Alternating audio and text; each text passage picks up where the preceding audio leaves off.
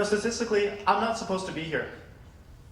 My hometown of Amsterdam, the Netherlands, is an ocean away, and I am the product and child of a single-parent family. And my childhood was rife with challenges. I had financial struggles with my mother, we had emotional stress, and we had the social stigma of being from a single-parent family. Yet it was her resilience and the community that I was in that was able to give back so well and was able to produce me into the person that I am here today, able to speak in front of all of you. I was able to beat the statistics because I had my mother, the resilience that she had, and the community that was able to be providing for me. And I took that lesson to heart. Before coming to DVC, I committed 4 years of my life at Single Supermom. It is one of the largest nonprofits in my home country that is devoted to the cause of single parents in my home country of the Netherlands. Now, in my role there, I was able to do a lot of things. I was able to represent the minorities and the communities that I care about at not only the United Nations, but also in Washington, D.C., but I was also able to become a grant writer. Now, for those of you who don't know, a grant writer is basically a position in a nonprofit where you go to financial institutions, donors, potential individuals, and you beg them for money. You basically ask them, can you give me this amount of money for this tax refund? This is who we are, and this is where the money is going towards. And so that's what I did.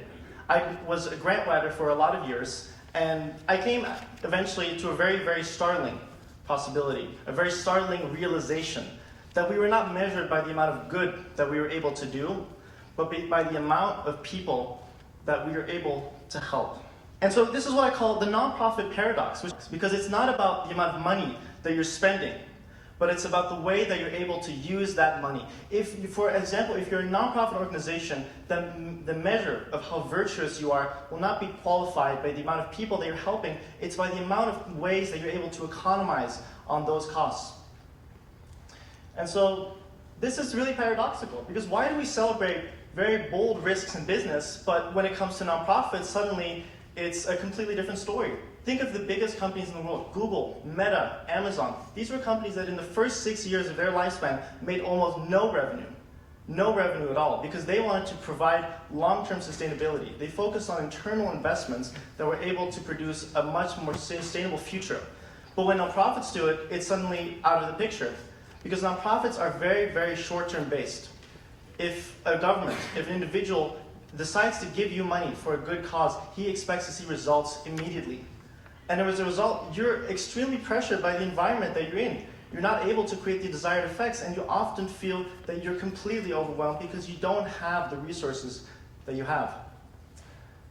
Now, there's no data to support the notion that overhead improves nonprofit performance.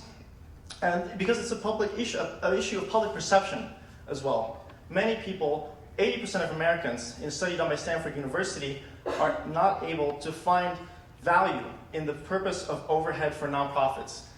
Many Americans feel that only 30% of the total costs of a company should be spent on its overhead. Anything more is pure greed and selfish. But this is just simply not the way it is. There are many companies and many nonprofits that are having much higher percentages of overhead costs and are able to have so much more value that they're able to squeeze out of it. And when you think of a company like Single Supermom, like the one I worked at for almost 4 years, and you compare it to companies like Apple, like Amazon, if we were able to say for 6 years, we're not going to spend a dime on the people that we're representing, we're just going to start investing in ourselves internally, we would be laughed at, we would be ridiculed, because we're not supposed to be doing that.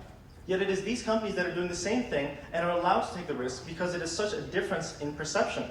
But even the bigger nonprofits are not immune to this.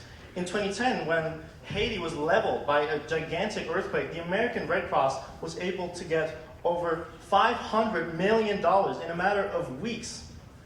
But what did they do with it? Because of the issue of public perception, because of the limitations that was available to them, they were only able to make 6 permanent homes in the entire country of Haiti. That's right, only 6 permanent homes. Even with a budget of $500 million, they had completely dropped the ball. And there's comparable nonprofits that had a fraction of the cost, but they were able to make thousands, if not tens of thousands of homes, which illustrates the realization that it's an issue of perception. If people think that you're not using the money correctly, they'll take it away. And if they take it away, there's no money left for you to actually do the things that you care about. So today I'd like to take all of you on a journey, and I want all of you to exit this room today in knowing more about charity. Because it's not about the amount of money that you're giving. It's not about the amount, if you give $1 to a nonprofit, it's not how much they're actually keeping, it's what they're doing with the rest of the dollar that they have. The amount of measure that you should put to a nonprofit, the amount of measure you should put to giving as a nonprofit should depend solely on the amount of good that they're able to do with it. And so I'd like to leave you all tonight here with a favorite quote of one of my favorite writers from Henry David Thoreau. Kindness is the only investment that never fails. Because no matter how good a nonprofit is, how good they claim to be, the only measure where they should be evaluated against is the amount of good that they're able to create in this world. So when you're at the checkout line of your Starbucks or your favorite store, and they turn around that tip screen and they ask you to support a nonprofit, I want you to think about where that money is going to, and if it is truly going into the interest of the people that you care about truly. Thank you so much.